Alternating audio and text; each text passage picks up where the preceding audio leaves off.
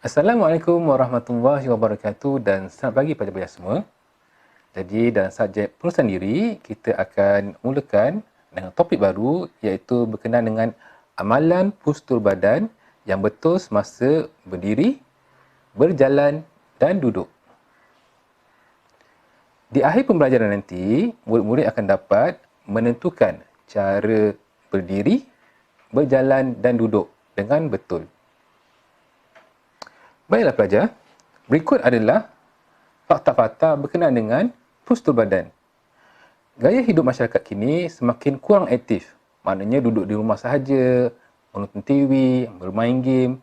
Jadi, mereka kurang melakukan aktiviti-aktiviti fizikal seperti bersukan. Jadi, apabila postur badan tidak seimbang, ia akan menyebabkan tulang belakang menjadi tidak seimbang. Kat mana tulang belakang kita ni? Tulang belakang kita ni ada di belakang ni. Awak boleh rasa. Ini adalah tulang belakang. Ini meletakkan beban berlebihan ke atas suatu struktur badan termasuk sistem saraf dan corak pernafasan. Tulang belakang berkait rapat dengan otak, saraf tunjang dan keseluruhan fungsi organ. Tulang belakang kita ni, kat tulang belakang kita ni ada saraf tunjang yang menghubungkan otak kita dan anggota-anggota dalam badan seperti paru-paru, mata, deri rasa kita. Tulang belakang ni adalah pelindung kepada saraf tunjang kita. Kat sini cikgu akan lebih detail terangkan bagaimana sistem saraf yang ada pada badan kita. Okey, baiklah pelajar. Okay, kat sini adalah otak kita. Ini otak kita.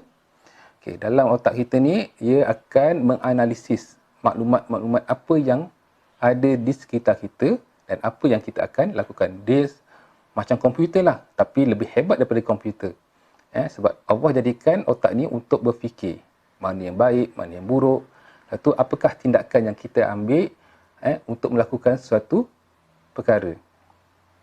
Dalam otak ni dia akan mengawal mata, iaitu paru-paru, jantung, ini ada perut, ini ada buah pinggang, usus dan bahagian pencernaan. Ni pundi kencing.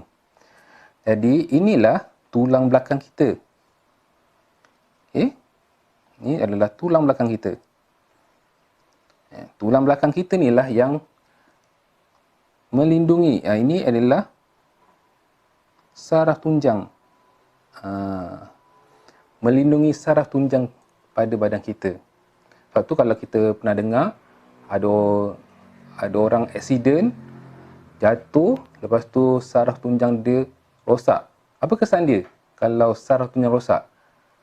Mungkin boleh jadi lumpuh ataupun dia rasanya ataupun kawalan anggota badannya kurang sensitif. Okey? Sebab tu kita perlu menjaga tulang belakang kita. Okey, apakah kepentingan menjaga postur badan?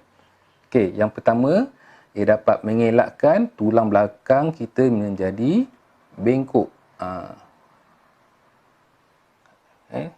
Sebab kalau awak nak tengok macam mana bengkok tak bengkok, awak boleh tengok macam nenek ke atuk-atuk, dia punya tulang belakang dah bengkok, macam mana dia jalan? Membungkuk kan? Macam itulah. Tulang belakang membengkok. Takkanlah muda-muda nak jalan membungkuk kan? Okey. Jadi, yang kedua, dapat mengelakkan sakit belakang. Sakit belakang. Jadi, itu adalah punca postur badan yang tak sesuai. Maknanya awak salah gunakan cara postur badan awak. Yang ketiga, dapat mengelakkan kerosakan otot pada semua bahagian tubuh badan. Okey. Yang keempat, mengelakkan edaran darah terganggu. Okey. Dan yang terakhir, dapat mengelakkan hilang tenaga. Jadi, ini membuktikan postur badan memain peranan penting dalam penjagaan kesihatan kita. Okey, berikut adalah contoh-contoh postur badan yang cikgu akan terangkan sekejap lagi.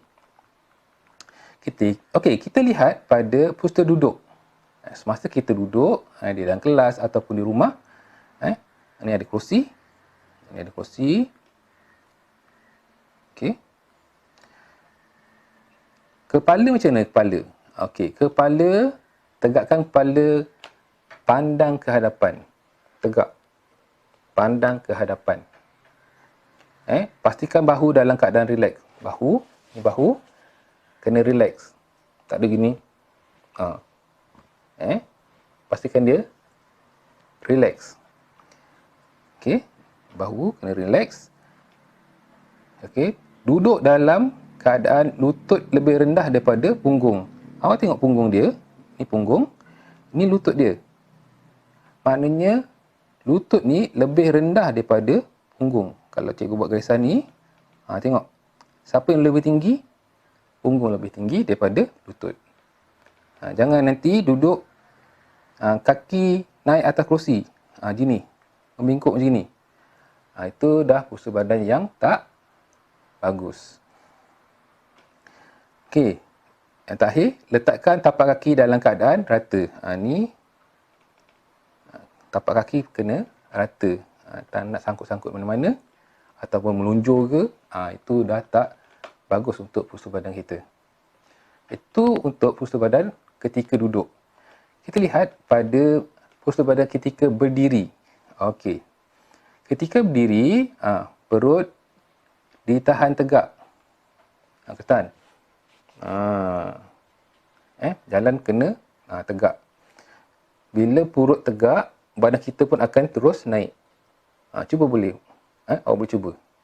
Kalau perutnya tak tegak, macam ni, badan kita, tulang belakang pun akan ikut melentur.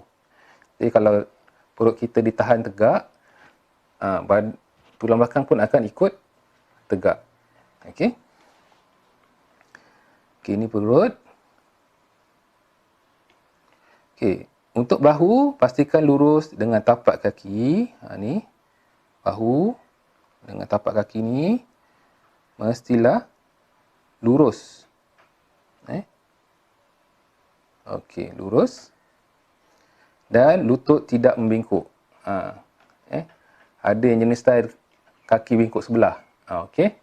Itu dah tak betul. Sebab bila awak membingkukkan kaki sebelah, ia akan memberi beban kepada kaki yang satu lagi.